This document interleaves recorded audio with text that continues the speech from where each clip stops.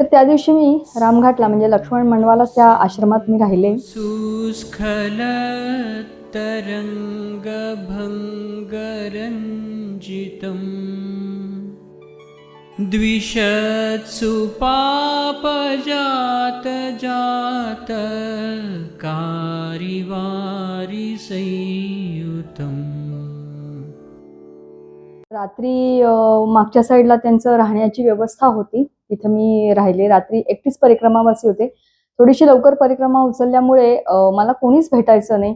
बरेच वेळा असं व्हायचं की रस्त्यावरनं सुद्धा मी जेवढे काही रोजचे किलोमीटर्स चालेल अक्षरशः एकटी असायची. फक्त गाड्या येणाऱ्या जाणाऱ्या असायच्या.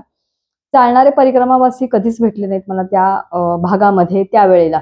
तर दुसऱ्या दिवशी सकाळी मी लवकर उठले, कारण तिथे फारशी काही सोय नव्हती. हँडपंपावर अंघोळ करावी लागणार होती, त्यामुळे मी खूप लवकर उठले. सकाळी 4:30लाच वगैरे उठले, 4:30 पावणे 5ला.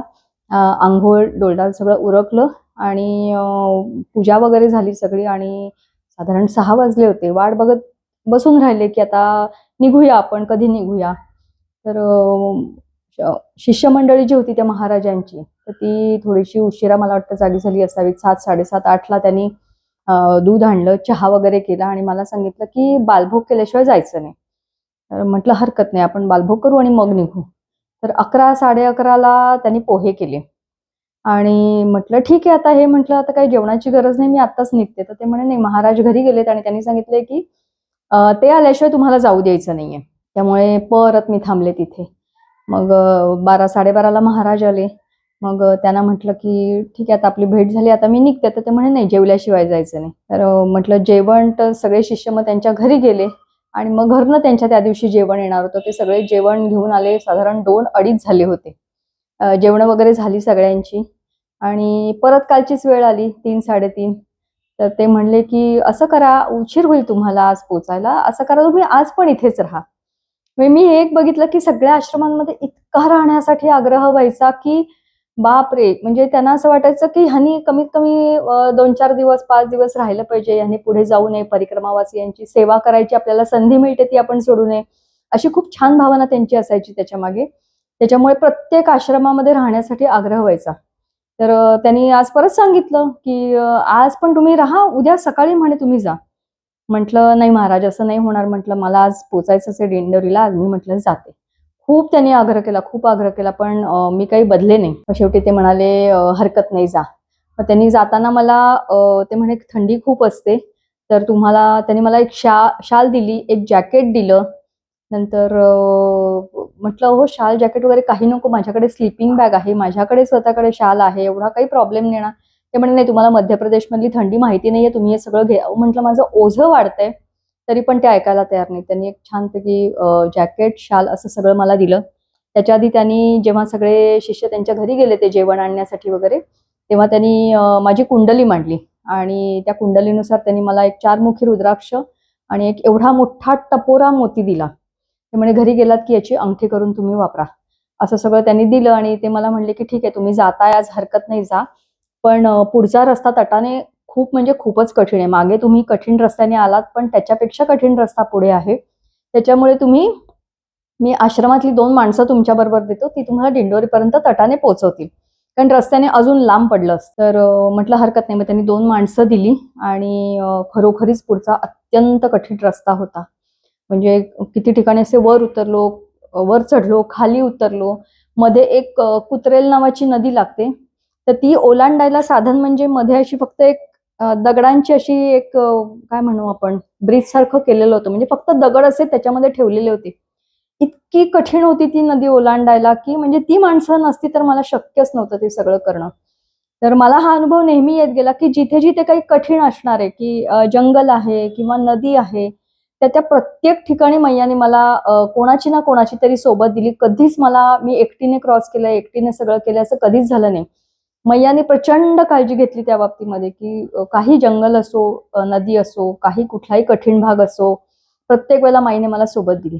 त्याप्रमाणे त्या 2 माणसांनी मला सोबत दिली, दिंडोरीला पोहोचवलं. त्यातला एक जण जो होता त्या दोघातला, तर त्याच्याच घरी मी त्या दिवशी राहिले. त्याची आई वगैरे घरी होती, छान त्यांनी बडदास्त ठेवली. दुसऱ्या दिवशी सकाळी पोहे, चहा वगैरे असा सगळा व्यवस्थित बालभोग करूनच त्या म्हणल्या आता पुढे जा तुम्ही.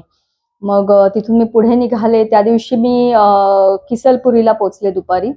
22 किलोमीटरचा मध्ये रस्ता होता तो आणि बऱ्यापैकी चढ उताराचा असा घाट रस्त्यासारखं होतं. आता दिंडोरीपर्यंत मी तटानी आले होते. आता दिंडोरीपासून मी परत रस्त्याचा मार्ग घेतला आणि किसलपुरीला मी दुपारी पोचले. तर तिथे एक राव नावाचं कुटुंब आहे. तर त्यांच्या इथेच मी त्या दिवशी राहिले. आधी ऍक्च्युली मी धर्मशाळेत गेले होते, पण धर्मशाळेत काहीच सोय नव्हती. तर ते नितीश राव नावाचा जो तो मुलगा होता तर तो आला आणि तो म्हणला, माताजी आप आज हमारे घर में रहो, यहाँ पे कोई व्यवस्था नहीं है. तर त्या दिवशी मी त्या रात्री मी त्यांच्या घरी राहिले. त्यांनी छान बरदास्त ठेवली. दुसऱ्या दिवशी सकाळी मी निघाले आणि सक्का नावाच्या एका गावाला पोहोचले. त्या दिवशी तारीख होती 17 नोव्हेंबर. त्या दिवशी मध्य प्रदेशच्या विधानसभा निवडणुका होत्या. त्यामुळे सगळं बंद होतं त्या दिवशी. एकही दुकान उघडं नाही, एकही हॉटेल उघडं नाही. तर सक्काला फक्त एक मला छोटंसं हॉटेल किंवा असं एक छोटंसं दुकान उघडं दिसलं. मग तिथं मी किरकोळ खरेदी केली, बिस्किटं वगैरे असं काय काय घेतलं आणि त्या दुकानदाराने काळा चहा पाजला आणि मग मी तिथून पुढे निघाले.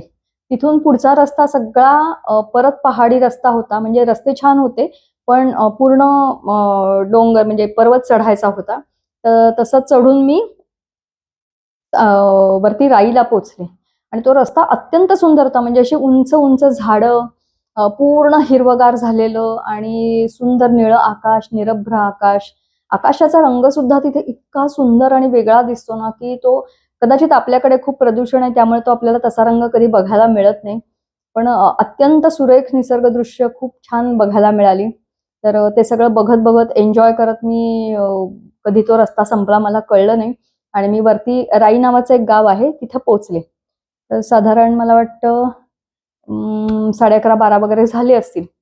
तर सकाळचं खाल्लेलं केव्हाच जिरलं होतं. काय चहा पाणी होतं मध्ये सगळं घेतलेलं ते केव्हाच जिरलं होतं. भूक लागली होती. म्हटलं आता आश्रम विचारलं मी 1-2 लोकांना मध्ये राईचा, तर ते म्हणे, "नाही आम्हाला काही माहिती नाही आश्रम वगैरे की नाही, आम्हाला काही कल्पना नाही." म्हटलं आता कसं काय करणार आपण जेवणाचं काय माहिती. नुकतीच सुरुवात केली होती परिक्रमेला त्यामुळे अजून सवय झाली नव्हती अशी की माईवर सगळं सोडून देऊ, माई बघून घेईल, माई आपल्याला उपाशी ठेवत नाही. सगळं माहिती सगळं होतं, पण ते वळत नव्हतं. तर त्यामुळे ते एक थोडंसं असं झालं होतं की जेवणाचं काय होणार.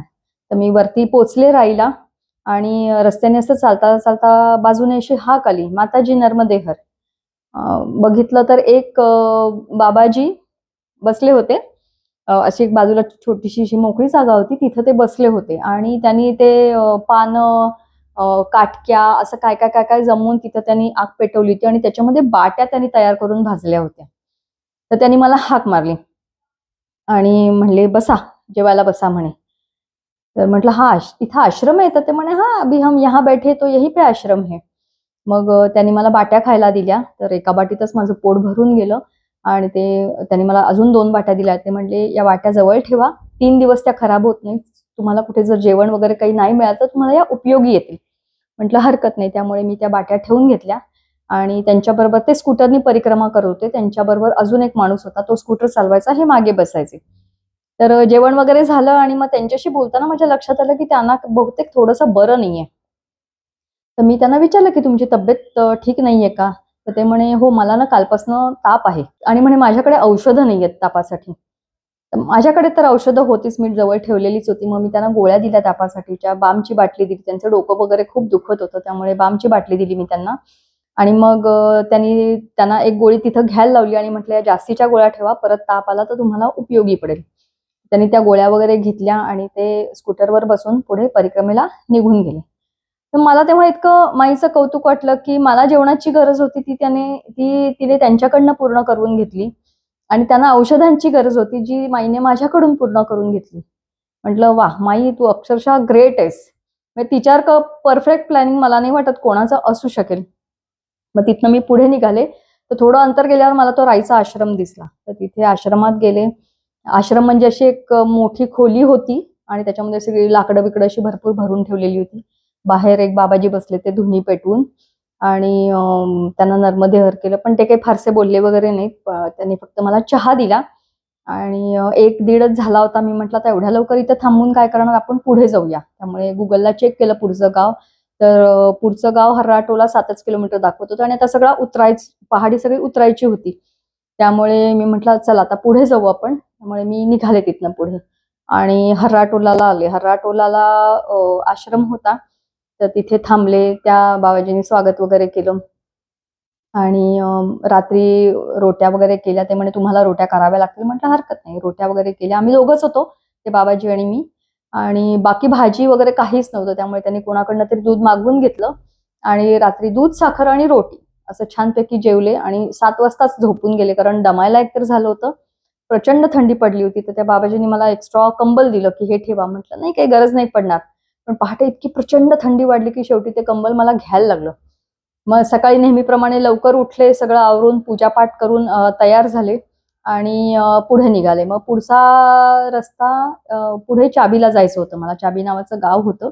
तर चाबीला जायचं होतं.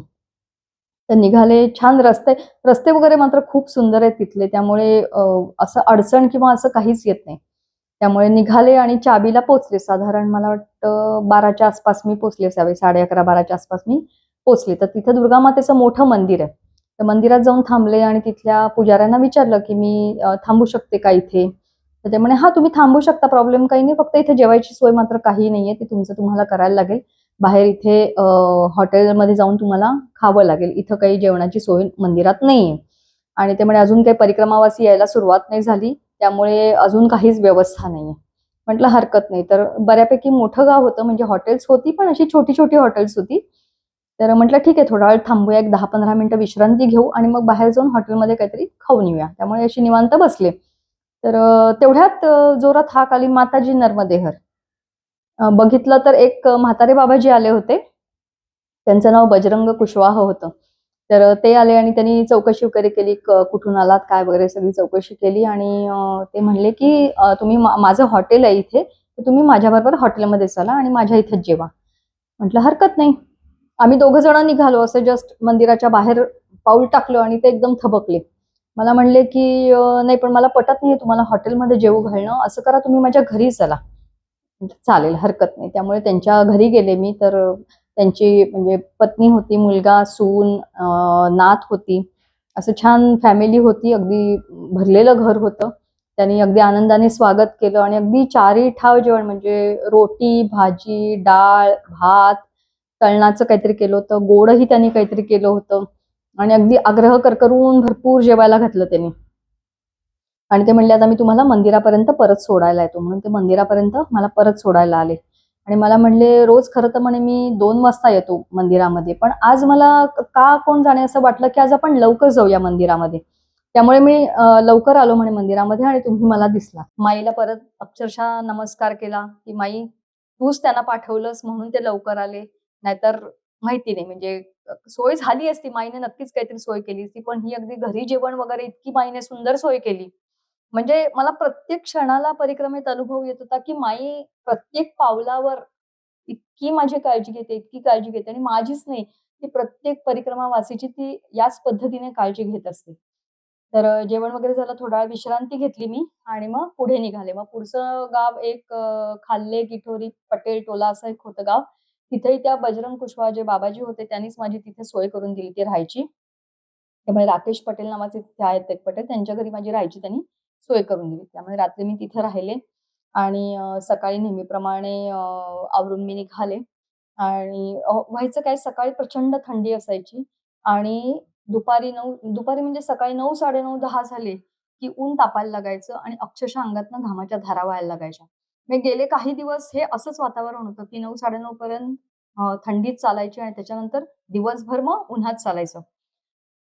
तर त्या दिवशी देवगाव संगमाला मला पोहोचले होते मी संध्याकाळी. त्याच्या आधी काय झालं दुपारी चालताना असं 12 सा 10 10:30 11 झाले होते आणि प्रचंड ऊन तापलं होतं. मला अगदी चालवेना. मी म्हटलं, "आता हे थोडंसं ऊन कमी होऊ दे, आपण कुठेतरी थांबूया वाटेत." तर मला वाटेमध्ये असं एक उंचावर मंदिर बांधलेलं दिसलं. व्यवस्थित छान मोठं मंदिर होतं. म्हटलं हरकत नाही. चला मंदिर आहे तर आपण मंदिरात विश्रांती घेऊया आणि मग थोड्या वेळाने पुढे जाऊया. त्यामुळे 10, 10:30 झाले होते. मी मंदिरात गेले वरती चढून आणि थांबले तिकडे. बसले ते निवांत. तर समोरच्या घरातनं एक माणूस आला. मला म्हणला, "जेवलात का तुम्ही?" म्हटलं, "नाही, मी नाही जेवले." तर तो म्हणे, "मी तुम्हाला 12 नंतर जेवण आणून देतो." म्हटलं, "हरकत नाही."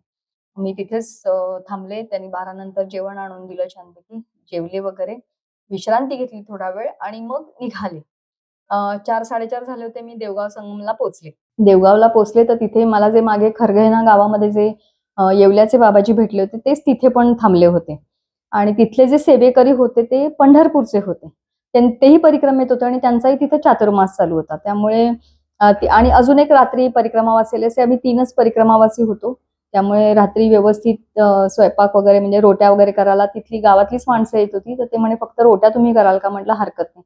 थोडीशी सेवा माझी इच्छा असायची की आपण थोडीशी सेवा कुठेतरी द्यावी. त्यामुळे रात्री सगळं केलं. दुसऱ्या दिवशी मग मी म्हटलं की 3-4 दिवस खूप चालणं झालंय. रोजचं 25-1 किलोमीटरच्या आसपास साधारण मी चालत होते. त्यामुळे ठरवलं की आज आपण इथंच राहूया आणि एक दिवस विश्रांती घेऊन पुढे निघूया. त्यामुळे सकाळी उठून आवरलं वगैरे आणि मग तिथून जे तिथली स्थानं आहेत, जे एक पाताळेश्वर मंदिर आहे, नंतर एक दीपकदास बाबा म्हणून आहेत, त्यांचं दर्शन घेतलं, मंदिराचं दर्शन घेतलं आणि त्याच्यानंतर एक 3 साधूंनी तिथं एकत्र समाधी घेतलेली आहे. शिवभारती, सूरज भारती आणि गंगा भारती अशा 3 साधूंनी तिथं एकत्र समाधी घेतलेली आहे. तर त्या समाधीचंही दर्शन घेतलं आणि आले परत आश्रमामध्ये. जेवण वगैरे सगळं झालं आणि झोपले. झोपले तर दुपारी एकदम ताप चढला. कारण हे जे सकाळी थंडी, दुपारी ऊन हे जे सगळं विषम वातावरण होतं त्याचा कदाचित तो परिणाम होता. त्यामुळे त्या दिवशी चांगलाच ताप चढला आणि दुपारी जे मी ठरवलं होतं की आपण तिथे त्रिवेणी संगम आहे देवगावला. तर त्रिवेणी संगमावर जाऊन आपण स्नान करूया. संगमावर स्नान करण्याचं एक वेगळं महत्त्व असतं. त्यामुळे ते ठरवलं तर ते मात्र काही मला साधता आली नाही ती पर्वणी आणि त्या दिवशी मग मी तिथे पूर्ण विश्रांती घेतली दुपारनंतर आणि तिथेच राहिले मग मी.